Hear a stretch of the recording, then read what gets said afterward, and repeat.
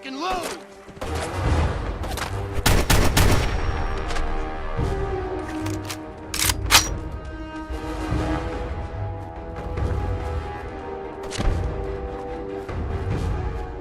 You are really pissing me off!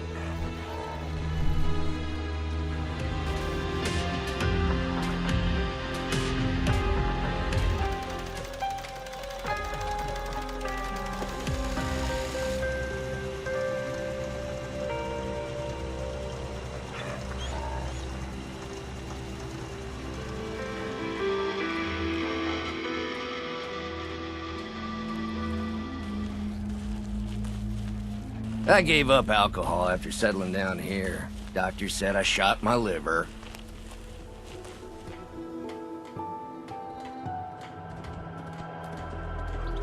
I'd really like to talk to you. You ready now? Of course. Anything you need. Anything I need, huh? I might take you up on that one day. After Tommy stuck me with you, I was expecting to hate your guts. Not only because you agreed to pick up me contract, but because I was waiting for you to order me around like hired help. Now, so far, you've been treating me like a friend. Hell, you've been damn near nice to me. Now, I don't mean to sound ungrateful, but your kindness is starting to make me wonder if there's anything I learned in the combat zone. It was that nobody does things for other people without expecting something in return. Surviving the combat zone must have been rough. That's putting it nicely. I spent 3 years living at the combat zone. Smelled like puke and piss, but I called it home. I was making a few caps, had me own bed to sleep in, and 3 hot meals a day. Then the raiders took over the place. You know that lot.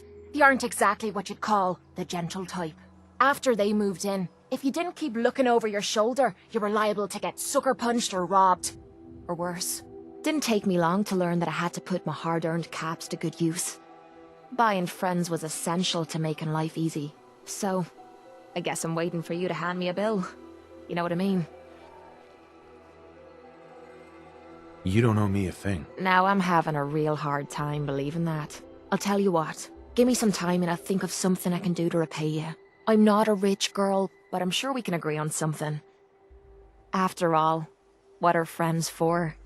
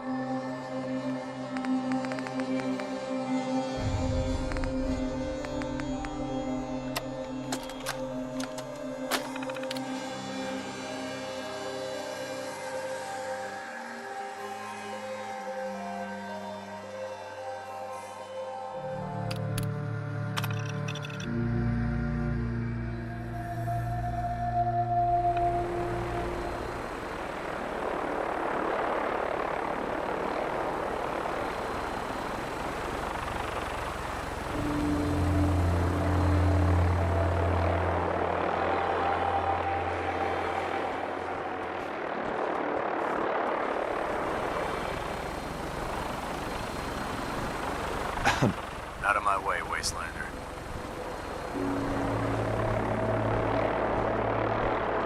Hi. If you aren't Brotherhood, you're nothing.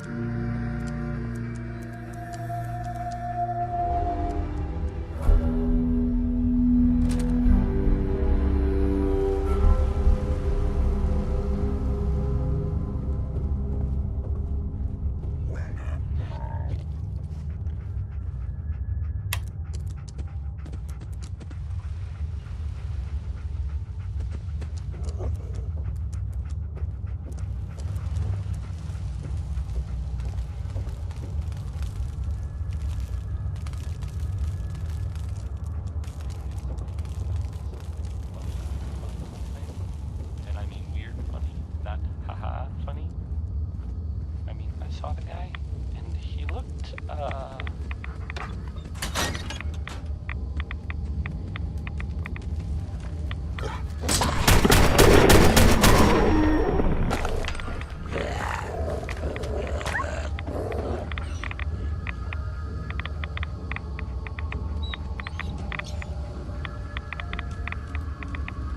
Perfect.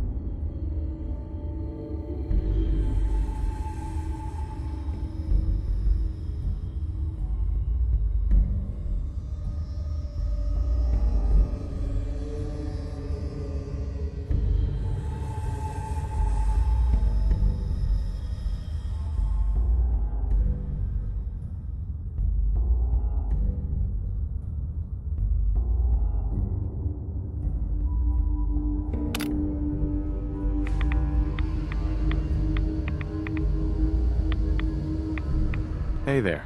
General?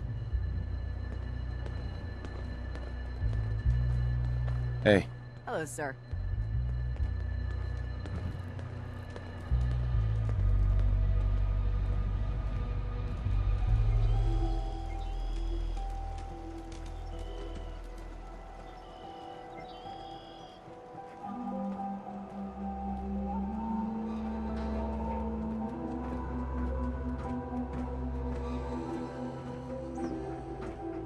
You know what? Since we talked, I'm feeling swell. Look at the two of us here in Sanctuary, prepared for the future. What have you got to trade today?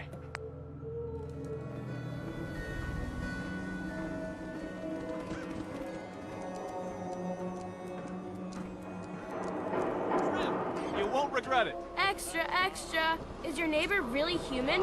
We have the exclusive. My care cares about you. Got some great stuff, if you're interested. Sure. Let's take a look. Something for everyone.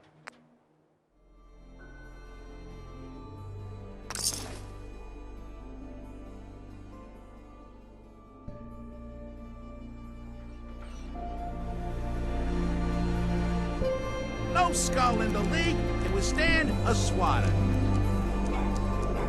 Shop in safety. No synths allowed at the surplus.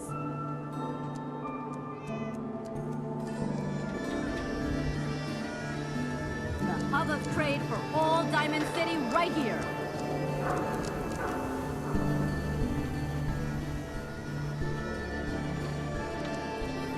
I'm just asking for your opinion. It'd be a great quote. He's my client, Piper. Why don't you learn not to snoop on a man's private affairs? Well, well, speak of the devil. You're back. And not with your son. What happened?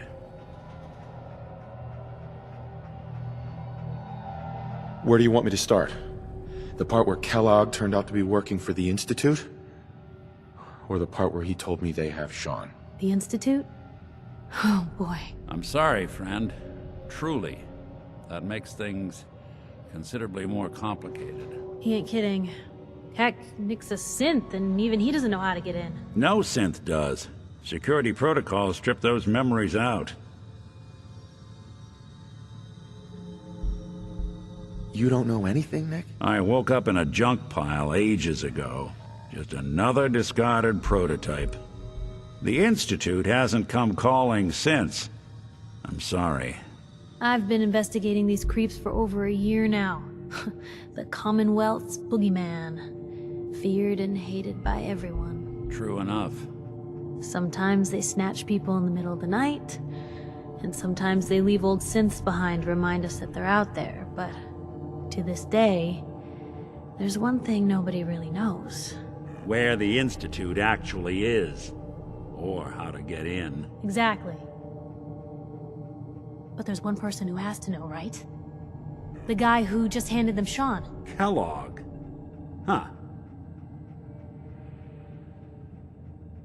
What about him? He had to have a way in and out. But am I right in thinking he's not available for a chinwag?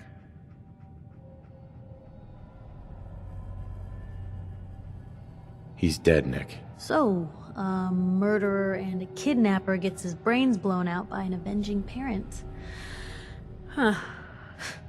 Be a great ending if we didn't still have the biggest mystery in the Commonwealth to solve.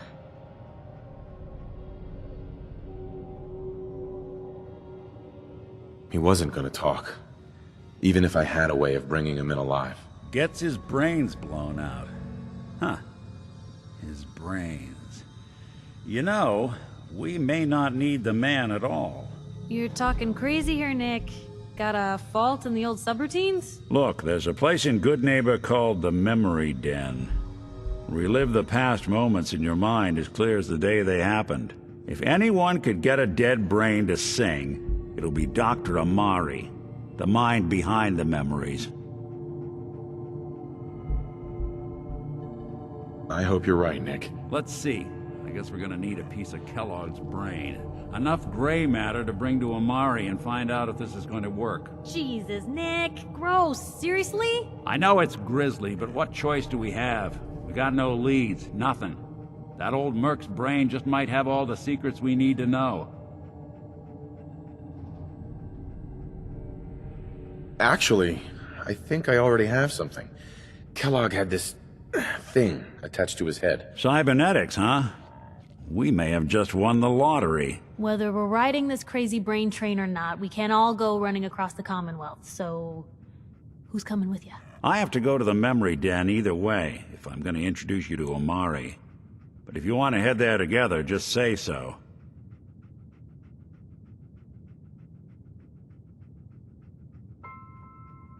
It's you and me, Nick. Let's get going.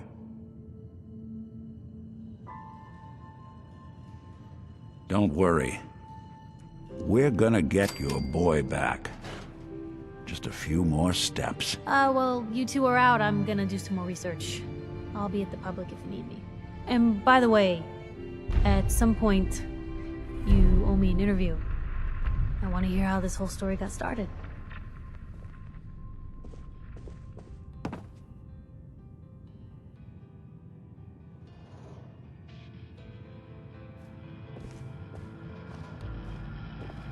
Even good people do crazy things when they're scared.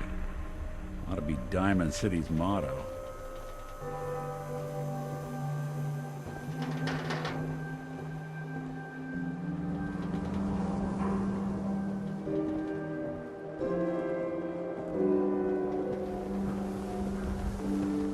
The Super Salon can give you the hairstyle of your Nothing to dreams. see here.